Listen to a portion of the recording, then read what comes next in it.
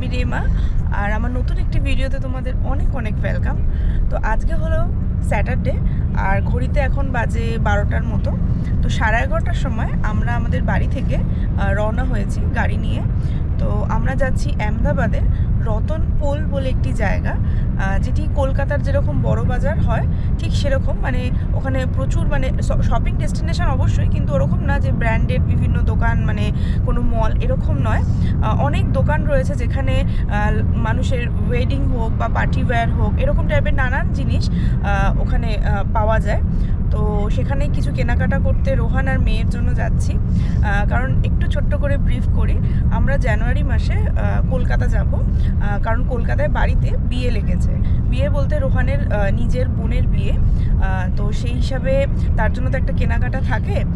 কিন্তু দুর্গাপুজোর সময় আমরা কলকাতা গিয়েছিলাম ঠিকই, কিন্তু যেহেতু দুর্গাপুজোর সময় অনেকেই বলল যে এই সময় মানে মোটামুটি খালি হয়ে থাকে স্টক, সেরকম কিছু পাওয়া যায় না। আর অত অল্প ছুটিতে সব কিছু মিটিয়ে আবার কেনাকাটা করে রেখে আসাটা সত্যি কথা বলতে সম্ভব হয়ে ওঠে না। আর আমরা হয়তো বিয়ের ওই 4-5 দিন আগে যাব, তখন গিয়ে এরকম সব কিছু নিজেদের জন্য কেনাকাটা করে সেগুলো পুরো অ্যারেঞ্জ করে বিয়েবাড়ি সামাও হয়তো বিয়েবাড়ির যে আনন্দটা সেটা কোথাও মানে মিস হয়ে যাবে। সেই জন্য না রিস্ক নিয়ে মেয়ের আর রোহানের কিনতে যাচ্ছি, যাতে গোছানো থাকে জিনিসগুলো। এবার বাকি রইল আমারটা। তো মানে বেঙ্গলি কালচারের যেরকম ধরনের জামা কাপড় হয় বা শাড়ি হয়, শাড়িগুলো টাইপ যেরকম হয়, সেটা এখানে খুব একটা পাওয়া যাবে বলে আমার মনে হয়নি। তার জন্য আমি ভেবেছিলাম অগত্যা আমার উপায় নেই, আমাকে ওই কলকাতায় গিয়েই কিনতে হবে। কিন্তু হয়তো একটু লাকি যে আমি অনলাইনে একটা ভালো দোকান থেকে, মানে তাদের ওয়েবসাইট রয়েছে, সেখান থেকে আমি আমার শাড়ি কিছু অর্ডার করি এবং আমার মনের মতো আমি শাড়ি সেখান থেকে পেয়ে যাই। তো আমার তো কেনাকাটা সর্টেড, এবার বাকি রইল ওরা দুজন। তো আজকে ওখানে গিয়ে দেখি যে কীরকম কী পাওয়া যায়। তো ওখানে গিয়ে কীরকম কতটা কি আমি রেকর্ড করতে পারবো, কতটা কি মানে অ্যালাউ করে তো জানি না। তো যতটুকু হবে, আর আমরাও শপিং করবো, সেটা তো একটু মন দিতে লাগে, সবসময় তো আর ক্যাপচার করলে হয় না। তো যতটুকু সম্ভব আমি রেকর্ড করে দেখানোর চেষ্টা করবো জায়গাটা, যদি কারোর সুবিধা হয়। কারণ আহমেদাবাদে যারা থাকে তারা তো হয়তো জানে, কিন্তু আমি তো জানতাম না। আমাকে কয়েকজন বলেছে যে আহমেদাবাদের রতনপোলে যাও, এখানে অনেক ভ্যারাইটি জিনিস পাওয়া যায়, সবই মোটামুটি পাওয়া যাবে। তো যতটুকু আমি ক্যাপচার করতে পারবো তোমাদের সাথে শেয়ার করব। তো আমাদের বাড়ি থেকে ওটা যেতে মোটামুটি লাগবে 2 ঘন্টার মতো। তো আমরা তো 11:30টায় বেরিয়েছি, রাস্তায় কি ট্রাফিক পাই দেখি। মানে পৌঁছালে ওখানে গিয়ে হয়তো 1-1:30 বাজবে, তারপর কেনাকাটা করে ফিরবো সন্ধ্যাবেলা। তো ব্লগটার সাথে থাকো, আশা করি তোমাদের খুব ভালো লাগবে।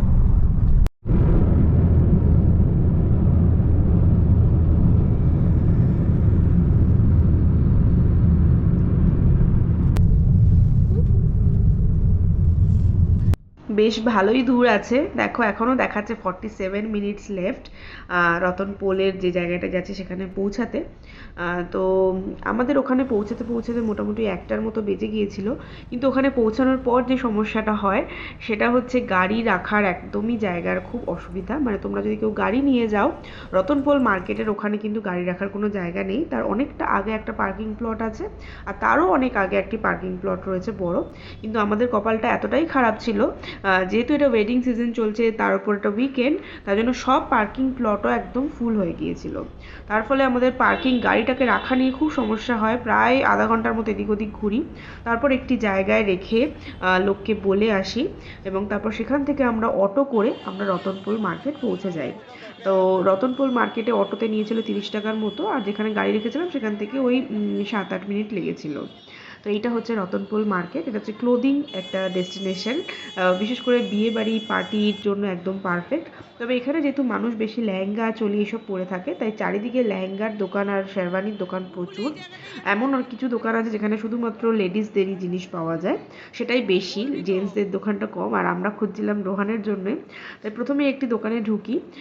তো এখানে কিছু পাঞ্জাবি দেখি, পাঞ্জাবি সরি বলবো, শেরওয়ানি দেখি বা ইন্দো ওয়েস্টার্ন কিছু দেখি। তো ওরা দেখাচ্ছিল, কিন্তু আমরা ভাবলাম একটা দোকান দেখে নেব না, কয়েকটা দোকান একটু দেখব। আর তবে একটা বলে রাখি, ওরা প্রতিটা দোকানে ভিডিও করা বা ফটোগ্রাফি একদমই অ্যালাউ করছিল না। এটা আমি একটুখানি নিতে পেরেছিলাম, ওরা বলছিল একদম ফাইনাল হওয়ার পরেই তবে আপনারা ভিডিও বা ফটো নিতে পারবেন, সবে নিতে পারবেন না। তো সেই হিসাবে আমি সেরকম অনেকগুলো যে দেখিয়েছি বা দেখেছি সেটা আমি ক্লিপ কিছু নিতে পারিনি। এটা ফাইনাল করলাম তাই এটার একটু ভিডিও নিতে পারলাম। এখানে ওর মাপ নিচ্ছে এই কারণে, কারণ এটার প্রতিটা আপার সেট তো ঠিক থাকে কিন্তু বটম ওয়্যার ওরা বানিয়ে দেয় যার যেরকম ওয়াইজ লাগে। তো যেহেতু আমরা এটা কয়েকদিন পরে নেবো, আমাদের হাতে টাইম আছে, তাই ওরা বললো আমরা আপনাদেরকে ওপরের পার্টটাও নতুন বানিয়ে দেবো। তো ওকে ফাইন। তো আমরা সেটাই বানার জন্য অর্ডার দিলাম প্যান্ট সমেত। আর একটা রোহান পাঞ্জাবি নিয়েছে, সেইটাই শুধু মানে নিয়ে যেতে পারবো বাড়িতে, বাকি সবই অল্টারের জন্য রেখে দিতে হচ্ছে। যেমন মেয়ের এটা আমার শাড়ি, রোহানের শেরওয়ানি, সেটা কন্ট্রাস্ট করে আমরা এটা নেওয়ার চেষ্টা করেছি।